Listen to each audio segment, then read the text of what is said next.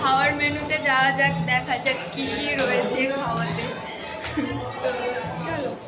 তো দেখো বন্ধুরা, খাবার টেবিলে গিয়ে 30টা মিনিট বসে থাকার পর অবশেষে খাবার পেয়েছি।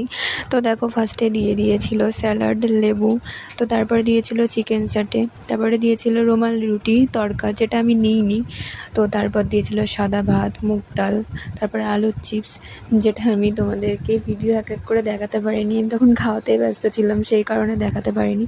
তো যাই হোক, তো তারপর দিয়েছিল দেখো দই কাতলা, ফ্রাইড রাইস, তারপর চিকেন মাটন, দুটো অপশানে ছিল। তো আমি যেহেতু মাটন খাই না, সেই কারণে চিকেনটা নিয়েছিলাম। তো তারপরে চিকেন খাওয়ার পর দিয়ে দিয়েছিল চাটনি, পাঁপড়, চমচম, রসগোল্লা।